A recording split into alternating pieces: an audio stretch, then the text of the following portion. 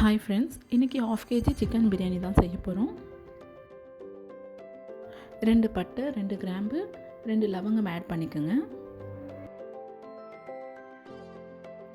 3 பெரிய சைஸ் வெங்காயம் கட் பண்ணி ஆட் பண்ணிக்கோங்க. 2 பச்சை மிளகாய் ஆட் பண்ணிக்கோங்க. தேவையான அளவு உப்பு போட்டு நல்லா வதக்கிக்கோங்க. வெங்காயம் நல்லா ரெட்டிஷ் கலரில் வரணும். அது வரைக்கும் நல்லா வதக்குங்க.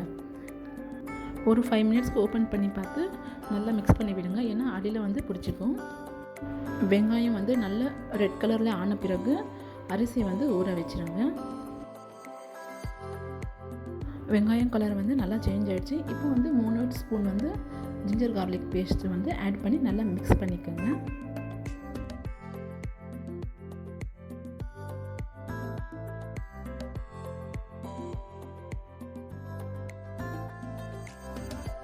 ஜிஞ்சர் கார்லிக் பேஸ்ட் நல்லா மிக்ஸ் பண்ண பிறகு வாஷ் பண்ணியிருந்த சிக்கன் ஆட் பண்ணிக்கோங்க.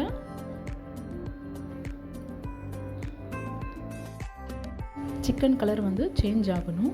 அது வரைக்கும் ஒரு 5 மினிட்ஸ் மூடி வச்சுருங்க. இதில் சிக்கன் ஆட் பண்ண பிறகு அதனுக்கு ரெடி பண்ணிவிடுங்க. ஒரு 5 மினிட்ஸ்க்கு அப்புறம் ஓப்பன் பண்ணி பாருங்கள். சிக்கன் கலர் சேஞ்ச் ஆகிருக்கும்.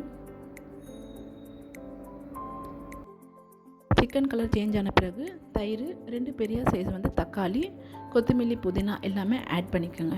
ஆட் பண்ணி நல்லா மிக்ஸ் பண்ணி வச்சுருங்க. ஒரு 5 மினிட்ஸ் 10 மினிட்ஸ்க்கு அப்புறம் ஓப்பன் பண்ணி பார்த்தீங்கன்னா உங்களுக்கு சைடில் எண்ணெயெல்லாம் நல்லா விட்டுருக்கும். அது வரைக்கும் நல்லா குக் பண்ணுங்கள். நல்லா குக் ஆனதும் 1/2 லெமன் ஜூஸ் ஆட் பண்ணிக்கோங்க. நான் இப்போ ஆட் பண்ணலை.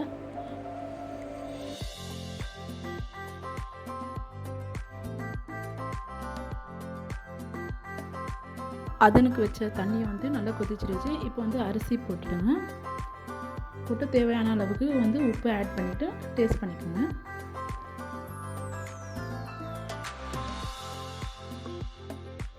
இப்போ தம்முக்காக தவா வச்சுடுங்க.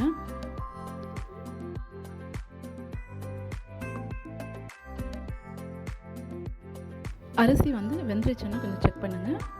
ஏன்னா ரொம்ப குழையக்கூடாது. ஒரு 5 நிமிஷம் தான் விடணும் அரிசிக்கு. அதுக்கப்புறம் தண்ணியோடு சேர்த்து அரிசி ஆட் பண்ணணும். தண்ணியும் அரிசி ஈக்குவலாக இருக்கிற மாதிரி இருக்கணும்.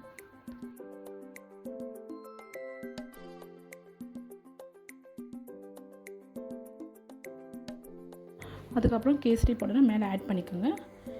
நீங்கள் நெய் ஊற்றுறதா இருந்தால் ஒரு 2 ஸ்பூன் நெய் ஊற்றுங்க. சாப்பாடு கொஞ்சம் கீழே இருந்து மிக்ஸ் பண்ணி விடுங்க.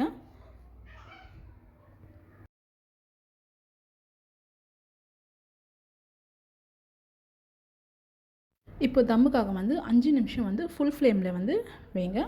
5 நிமிஷம் ஆனதுக்கப்புறம் 10 மினிட்ஸ் ஸ்லோ ஃப்ளேமில் வைக்கணும். அதுக்கப்புறம் நான் வடிகட்டின தண்ணியை மேலே வச்சுடுங்க. நல்லா ஹீட்டாக இருக்கும். அதுக்காக ஒரு 10 மினிட்ஸ்க்கு அப்புறம் ஓப்பன் பண்ணி பாருங்கள் சாப்பாடு வெந்துருச்சான்னு. சாப்பாடு நல்லா சாஃப்டாக இறங்கியிருக்கு.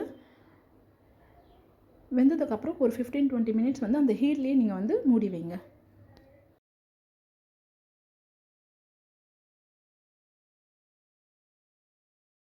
நான் இந்த மாதிரி தான் தம் பிரியாணி செய்வேன். ஸோ உங்களுக்கு பிடிச்சிருந்துச்சுன்னா நீங்களும் செஞ்சு பாருங்கள். ஓகே, நீங்களும் செஞ்சு பார்த்து டேஸ்ட் எப்படி இருக்குன்னு கமெண்டில் சொல்லுங்கள்.